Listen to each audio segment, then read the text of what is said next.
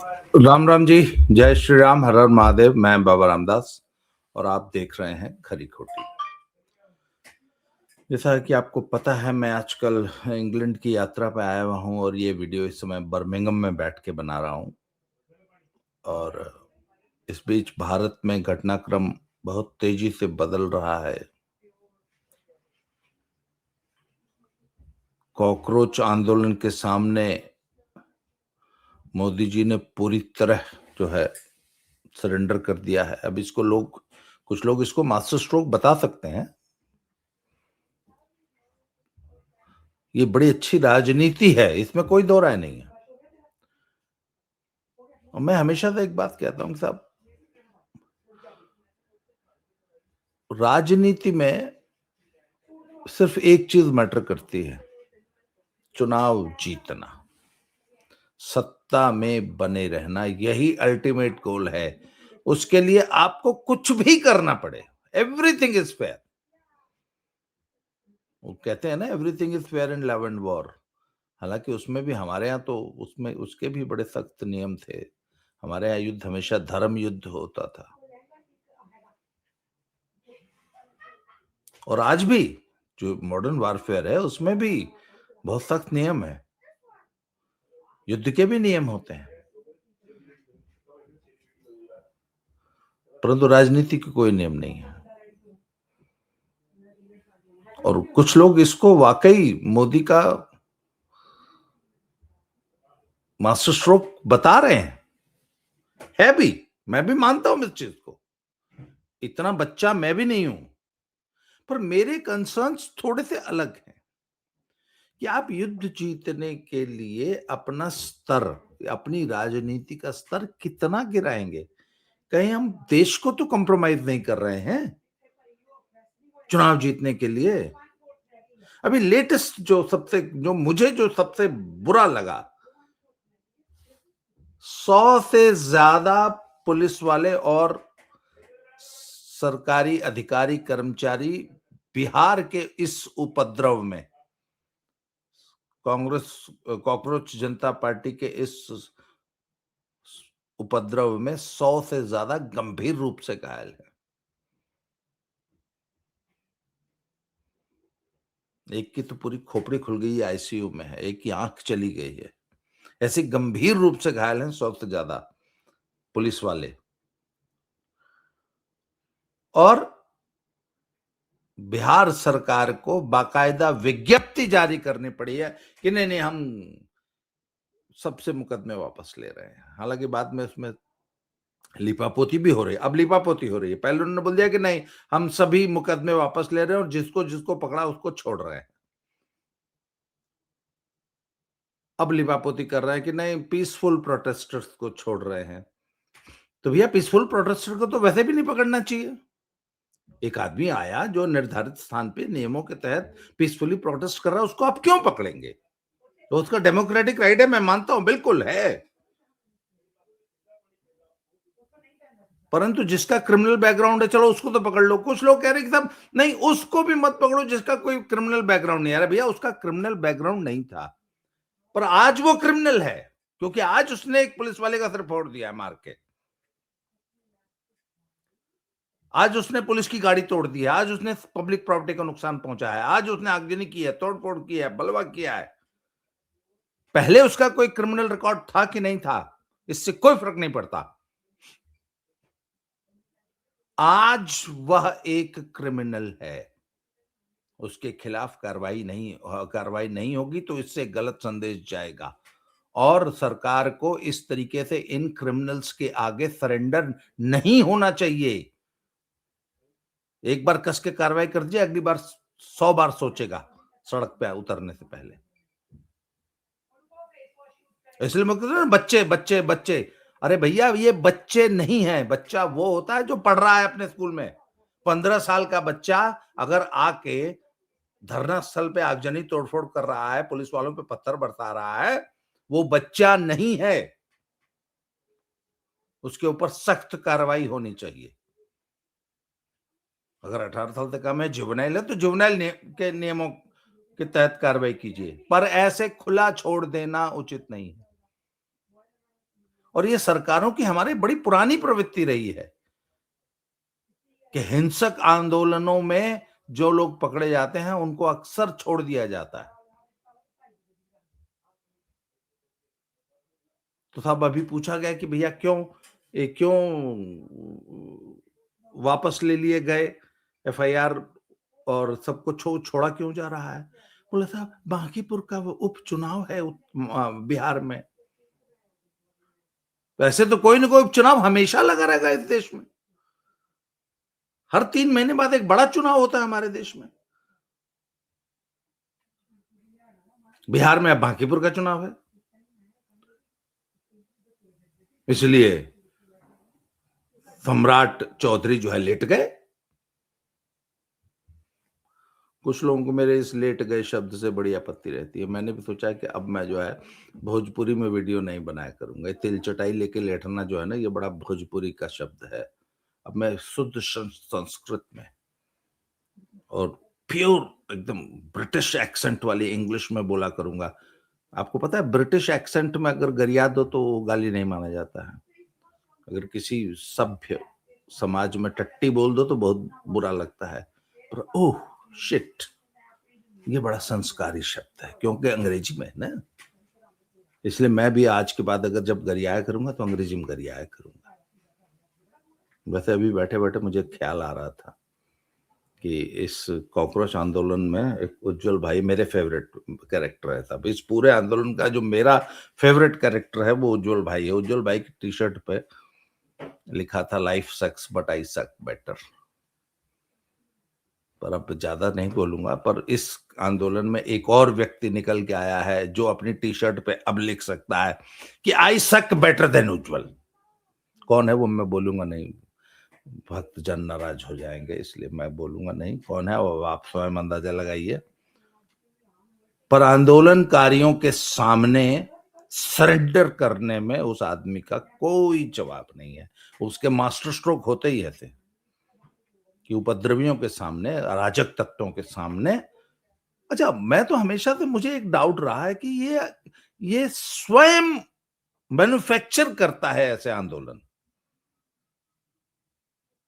ये मानना पड़ेगा कि इनकी राजनीति जो है ना वो हम अदना आदमी समझ नहीं सकता। ये राहुल गांधी वांधी तो बच्चे हैं यार उसके सामने। मैन्युफैक्चर्ड आंदोलन, अपने को खुद गाली दिलवा देंगे सहानुभूति बटोरने के लिए।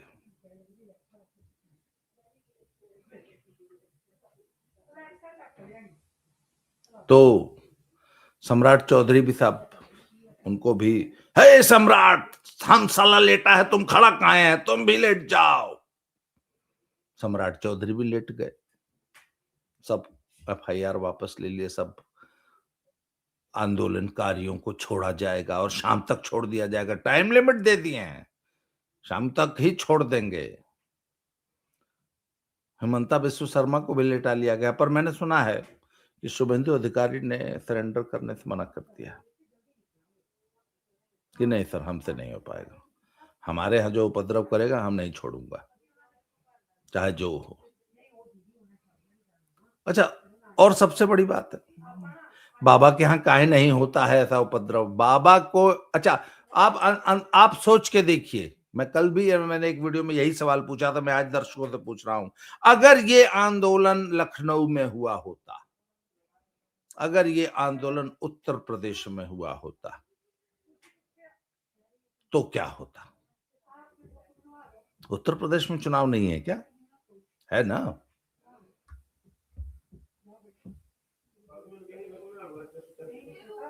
तो बाबा काहे नहीं सरेंडर करते हैं? बाबा की राजनीति अलग क्यों है?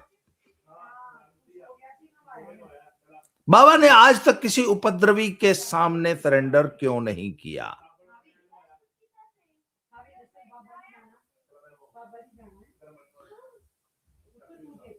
हम लोग की आलोचना होती है कि आप बड़े कड़े शब्दों का इस्तेमाल करते हैं और जो है आप लोग प्रो योगी होने के चक्कर में एंटी मोदी हो जाते हैं। मैंने कहा नहीं नहीं, बिल्कुल ऐसा कुछ नहीं है। हमें ये मोदी की राजनीति समझ में नहीं आती, मुझे नहीं आती समझ में। कि किसान आंदोलन हो तो उनके सामने जो है सरेंडर कर जाओ, अब कॉकरोच आंदोलन हुआ है तो इनके सामने सरेंडर कर जाओ।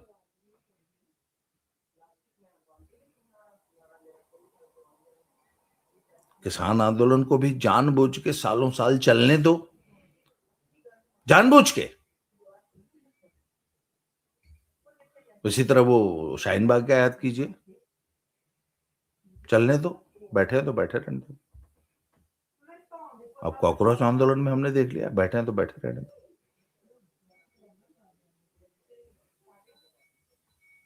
योगी के यहां क्यों नहीं कोई बैठता? योगी कैसे डील कर लेते हैं और आप क्यों नहीं कर पाते? हमेशा आपके यहां दिल्ली में ही उपद्रव क्यों होता है? क्यों नहीं होता यूपी में? बगल में है गाजियाबाद, नोएडा में करके देख लो ना, वो भी तो दिल्ली के बगल में ही है सब। इसीलिए हम कहते हैं कि नहीं नहीं, हमें हमें योगी जैसा प्रशासक चाहिए। बहुत धुलमुल राजनीति हो गई इस देश में, और इस देश में की सबसे बड़ी समस्या इसकी अराजकता है। मैं यहाँ लंदन में मैं पूरा 4 दिन घुमा हूं, मैंने एक ही चीज देखी, लंदन में किसी किस्म की अराजकता नहीं। हर व्यक्ति अपने कर्तव्य का पालन करता है, अपने नियमों के तहत रहता है, और क्या मजाल है कोई जरा सा भी जो स्टैंडर्ड ऑपरेटिंग प्रोसीजर है उससे साइड में हो जाए। बिल्कुल सड़क पे, सड़क क्रॉस करने, पैदल व्यक्ति को भी सड़क क्रॉस करने के लिए लाइट लगी है, और उस पे भी आपको जब तक वो लाइट हरी नहीं है आप सड़क क्रॉस नहीं करेंगे, चालान हो जाता है। क्या मजाल है आप ओवर स्पीड गाड़ी चला लें, क्या मजाल है आप बिना बेल्ट के गाड़ी चलाएं, क्या मजाल है कि आप फोन सुनते हुए गाड़ी चला लें, क्या मजाल है कि आप लिटर कर दें, सड़क पर गंदगी फेंक दें, सड़क पर थूक दें। हालांकि कुछ ये जो हमारे रिफ्यूजी और एशियन और एसाइलम सीकर आए, इन्होंने बहुत गंदगी मचाई है, परंतु इसके बावजूद लंदन दुनिया का सबसे व्यवस्थित, सबसे साफ सुथरा शहर है, और वो दिखाई देता है। मतलब सफाई देख के, पूरे शहर की सफाई देख के आदमी अश कर दे कि यार कोई कोई शहर इतना साफ कैसे हो सकता है।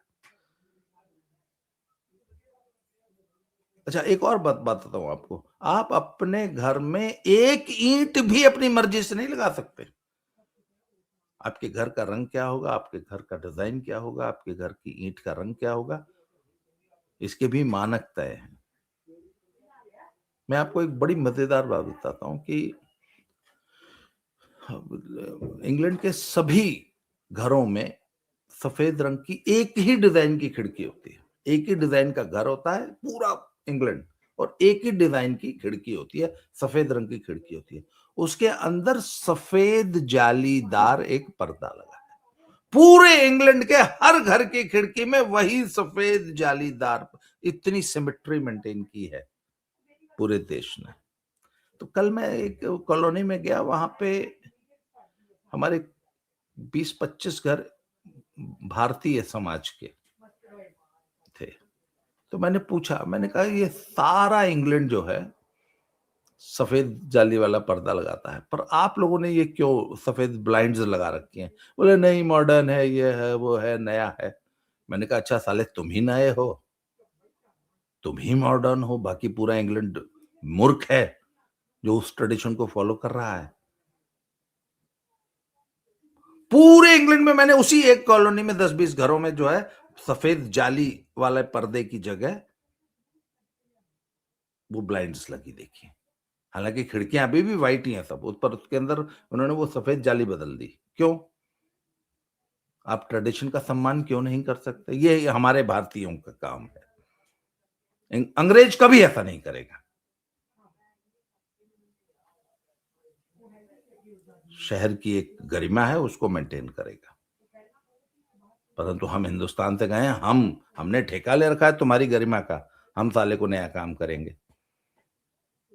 जहां मौका मिलेगा वहां पे ट्रेडिशन को बिगाड़ने का काम जरूर करेंगे। हिंदुस्तान की ये सबसे बड़ी समस्या है। हमने अपने देश के नागरिक को डिसिप्लिन नाम की चीज सिखाई ही नहीं, और हम बढ़ावा देते हैं। इस प्रकार जब आप उपद्रवियों से मुकदमे वापस लेते हैं तो आप अपने देश में अराजकता को बढ़ावा दे रहे हैं। और आई एम सॉरी टू से नरेंद्र मोदी जी, हमें आपसे उम्मीद थी कि आप देश में कुछ आमूलचूल परिवर्तन करेंगे। फॉर एग्जाम्पल, इस आपके आने से इस देश में अराजकता बढ़ी है। आपका, हालांकि आपके विरोध करने वालों ने ही बढ़ाई है, परंतु आपने उसको प्रश्रय दिया है उन अराजक तत्वों को। उनके खिलाफ अगर आप सख्ती करते तो शायद स्थितियां बेहतर होती, पर आपने इस देश में अराजक तत्वों को आप प्रश्रय देते हैं मोदी जी। इसीलिए हम कहते हैं कि नहीं, अब बहुत हो गया मोदी, अब योगी लाओ। इसी तरह इस देश में जो लोअर लेवल करप्शन है उस पर आप कोई लगाम नहीं लगा पाए। इस देश की जुडिशरी आज भी बेलगाम है, लोगों को जस्टिस नहीं दे। आप इन 3 मामलों में बुरी तरह फेल हुए हैं। इसीलिए मैं आलोचना करता हूं। मैं फिर से कह रहा हूं, मैं बहुत बड़ा मोदी भक्त हूं, पर जहां मोदी गलत है मैं इसलिए आलोचना करता हूं। तो अब आज इस वीडियो को यहीं समाप्त करते हैं। दोबारा किसी नए विषय पे बात होगी। अब अगले 4-5 दिन मैं बर्मिंघम में हूं, उसके बाद मेरा प्रोग्राम कुछ ऐसा बन रहा है कि मैं स्कॉटलैंड जाना चाहता हूं। वहां पे मेरे 1-2 मित्र हैं। मुझे एडिनबर्ग देखना है। तो अभी 1 हफ्ता मैं बर्मिंघम रह के स्कॉटलैंड की तरफ जाना चाहूंगा। दोबारा मिलते हैं सर, नए टॉपिक पे बात करते हैं शाम को। आज के लिए इतना ही। बहुत बहुत धन्यवाद। जय श्री राम। हर हर महादेव।